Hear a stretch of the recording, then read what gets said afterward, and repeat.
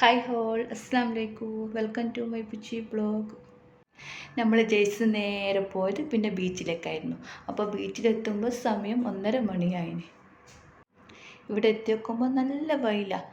നമ്മൾ ഉച്ച ടൈമിന് ഇവിടെ എത്തി. അപ്പോൾ എന്തായാലും കാണാൻ നല്ല ഭംഗിയുണ്ട് ബീച്ചിലെത്തിയപ്പോൾ. ഈ ബീച്ചിൻ്റെ പ്രത്യേകത എന്താ വെച്ചാൽ കുറേ അരയണ്ണങ്ങൾ കുറേ അരയണ്ണങ്ങൾ വരും. ഇങ്ങനെ കാണാൻ നല്ല ഭംഗിയുണ്ട്. അവരെ വീഡിയോ എടുക്കാൻ പറ്റിയിട്ടില്ല. പിന്നെ വെയിലായതുകൊണ്ട് നമ്മൾ കാറിൽ തന്നെ ഇരുന്നിട്ട് കാറിൽ തന്നെ ഇങ്ങനെ യാത്ര ചെയ്തുകൊണ്ട് കണ്ട് അങ്ങനെ കുറച്ച് സമയം അവിടെ ഇറങ്ങാമെന്ന് വിചാരിച്ച് അങ്ങനെ നമ്മൾ അവിടുന്ന് ഇറങ്ങി കാറിൽ നിന്ന് ഇങ്ങനെ ബീച്ചിൻ്റെ സൈഡോട്ട് പോകാൻ നല്ല രസമുണ്ട്. നല്ല തണുപ്പുണ്ട്. പുറത്ത് വെയിലാണെങ്കിലും കാറിൻ്റെ ഉള്ളിൽ എ സിയാണ്. ഇങ്ങനെ ബീച്ച് കാണുമ്പോൾ നല്ലൊരു രസമുണ്ട്. മാഷാ അല്ലാ. നമ്മളങ്ങനെ കാറിന് പുറത്തിറങ്ങി നമ്മുടെ നാട്ടിലുള്ള പോലത്തെ കടലാസ് പൂവാണ്. ഇതിന് നമ്മൾ കടലാസ് പൂ എന്നാണ് പറയുക. വേറെ ആൾക്കാർ എന്താ പറയുന്നത് എനിക്കറിയില്ല. നിങ്ങൾ കമൻറ്റ് ചെയ്യുക. അങ്ങനെ ഒരു സൈഡിൽ മൊത്തം കടലാസ് പൂവിൻ്റെ പല കളറിലായിട്ട് നല്ല രസമായിട്ട് കാണാൻ. ഇവിടെ നാട്ടിലുള്ള പോലെ ബീച്ചിൽ ഇറങ്ങാനൊന്നും പറ്റൂല.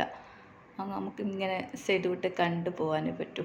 അങ്ങനെ ഇറങ്ങേണ്ട സ്ഥലമൊന്നുമില്ല. അങ്ങനെ സൈഡിലോട്ട് പാർക്ക് ഏരിയയിലോട്ട് നടന്ന് പോവാം.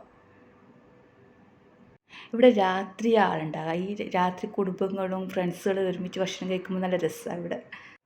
നമ്മൾ അങ്ങനെ കുറച്ച് സമയം ബീച്ചിലോട്ട് നടന്ന് പിന്നെ ബീച്ചിൻ്റെ സൈഡിൽ ഫുള്ള് കാണുന്നത് കണ്ടൽക്കാടാണ്. അത് മൊത്തം ഇങ്ങനെ പരന്നിട്ടായിട്ട് ഇങ്ങനെ കാണും. അവിടെ തന്നെ ഈത്തപ്പഴത്തിൻ്റെ മരമുണ്ട്. അപ്പോൾ ഈ കാണുന്നത് നല്ല പഴുത്ത ഈത്തപ്പഴം.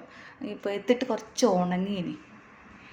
അവർ പഴുത്ത ഈത്തപ്പഴം ഇങ്ങനെ ഫുൾ കവർ ചെയ്ത് വെക്കും. അത് കാണാൻ പറ്റുന്നത് ഇങ്ങനെ കവർ ചെയ്ത് വെക്കും. ഈ കാണുന്ന ഈത്തപ്പഴം നല്ലോണം പഴുത്തിന് കേട്ടോ. എനിക്ക് പിന്നെ ഈത്തപ്പഴം അങ്ങനെ കാണാൻ പറ്റിയിട്ടില്ല. ഒരു മരത്തുമ്മേലെ ഉണ്ടായിട്ടുള്ള ഈത്തപ്പഴം. പിന്നെ എല്ലാം അവർ പറിച്ച് കൊണ്ടുപോയിനി. ടൈം കഴിഞ്ഞ് ഈത്തപ്പഴം പറിക്കുന്ന ടൈം കഴിഞ്ഞ്.